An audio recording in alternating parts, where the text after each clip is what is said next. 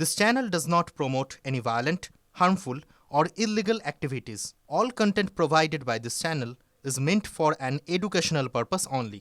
সন্দেশখালী ছায় এবার বর্ধমানের জামালপুরে তৃণমূল নেতা তাবাকার যেন জামালপুরের শাহজাহান। তাবাকার আলী মণ্ডলের বিরুদ্ধেও সন্ত্রাস, তোলাবাজি, লুট, অত্যাচারের অভিযোগ।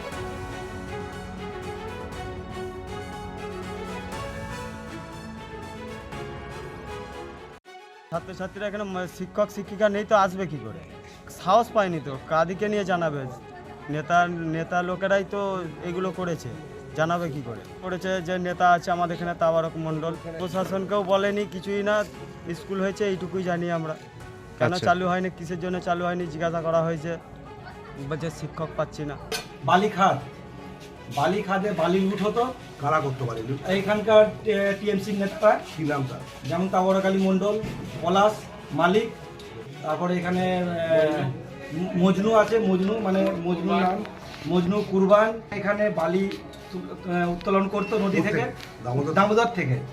আর এইখানে এসে এই মদ, তারপরে বিছানা আছে, আরও অনেক কিছু রঙ্গিলা হয়েছে। আমাদের শ্মশানটাকেও নষ্ট করে দিলে, খেলার মাঠটাকেও নষ্ট করে দিলে। ওরা আমাদের বলতে রইল কি যে এটা প্রজেক্ট হবে বা পার্ক হবে, এইসবের জন্য আমাদের চষা জমি থেকে সরিয়ে দিলে। পুলিশ না অন্য কেউ? পুলিশ। পুলিশ এসে কি বলেছে? পাটটা কাগজপত্র সব ছিল, বলে এখন এটা আমাদের ওইটা এখন ঠিক নাই, ওটাতে এখন করা যাবে না। তৃণমূলের পঞ্চায়েত প্রধানী স্বামী তাবাকর আইএনটিটিইউসির ব্লক সভাপতি। দামোদরের বালি লুট, জমি দখল করে দুর্নীতি সাম্রাজ্য করেছে এই তাবাকর, অভিযোগ স্থানীয়দের। আর প্রতিবাদ করলেই তুলে নিয়ে গিয়ে হাত পা বেঁধে চলতো অকথ্য অত্যাচার। পুলিশের কাছে অভিযোগ করলেও কোনো পদক্ষেপ নেওয়া হয়নি, অভিযোগ গ্রামবাসীদের। কিন্তু অবশেষে পালা বদলের পর জামালপুরের এই ত্রাস, তাবাকরকে গ্রেফতার করেছে পুলিশ। তাবাকরের গ্রেফতারির পরই ভয় আউট, মুখ খুলছেন স্থানীয়রা। একটা বন্যা ত্রাণ শিবির সরকারি অনুদানে তৈরি হয়েছিল। এটা বন্যা ত্রাণ শিবির নামের তৈরি হয়েছিল। এটা আমাদের স্থানীয় যে নেতা আছে তাবারক আলী মণ্ডল বা ওর যে আরও লোকজন আছে, মজনু, আরও রাজু, বাপি, কুরবান, আরও যেসব আছে, ওদের এটা আড্ডাখানা বা ব্যক্তিগত সম্পত্তি হিসেবে এতদিন ওটা ব্যবহার করেছিল। আছে ধান বীজ, সার আছে, সরকারি নথিপত্র, বালি চুরির যাবতীয় কাগজপত্র, আধার কার্ডও দেখা গেছে এখানে, জব কার্ড আছে, দরখাস্ত আছে। আর সবথেকে বড় বিষয়, এখানে দামি দামি মদের বোতল, বস্তা বস্তা ভর্তি দামি দামি মদের বোতল আছে। এগুলো ওরা লুট করে এখানে লুকিয়ে রেখেছিল ব্যক্তিগত স্বার্থে ব্যবহারের জন্য। সাইডে কোথাও বিক্রি করেছে, টাকা আত্মসাৎ করার জন্য করেছিল। সন্দেশখালী শাহজাহানের সমতুল্য। সন্দেশখালী শাহজাহানকে তো আমরা চোখে দেখিনি, আমরা শুধু খবরে দেখেছি।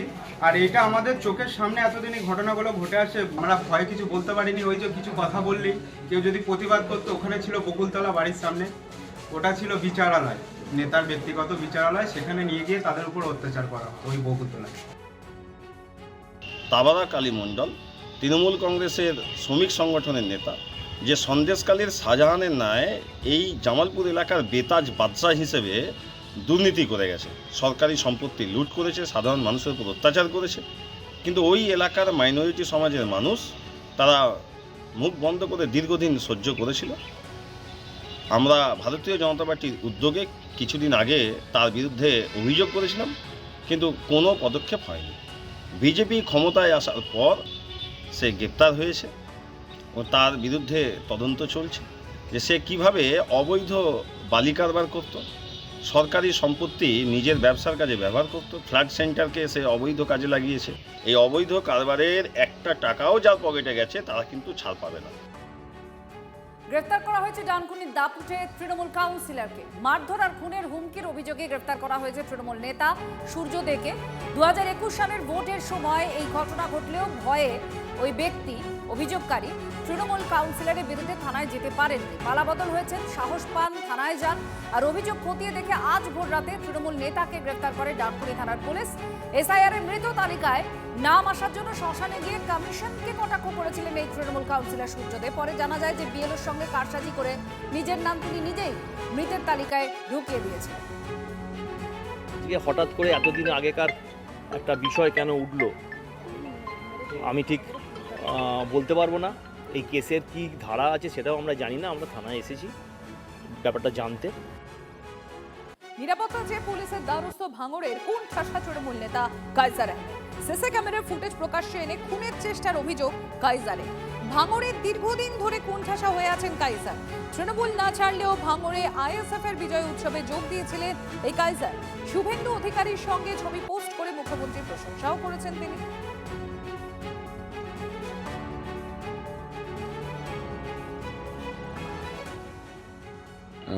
মানে অপরিচিত দুটো ছেলে একটা হলুদ গেঞ্জি গায়ে দিয়ে লুঙ্গি পরে এবং কোমরে রিভলভার ছিল, আর একটা কালো প্যান্ট আর হাফ প্যান্ট এবং একটা কালো গেঞ্জি গায়ে দিয়ে দুটো ছেলে এখানে অস্বাভাবিকভাবে ঘোরাঘুরি করছিল। সিসি ক্যামেরা সেগুলো আমরা দেখেছি এবং গ্রামের ছেলেরা ওদেরকে পরবর্তীতে যখন ওদের অস্বাভাবিক গতিবিধি দেখে ওদেরকে তাড়া করে এবং ওরা তারপরে পুলিশকে আমি এটা কমপ্লেন করি, জানাই।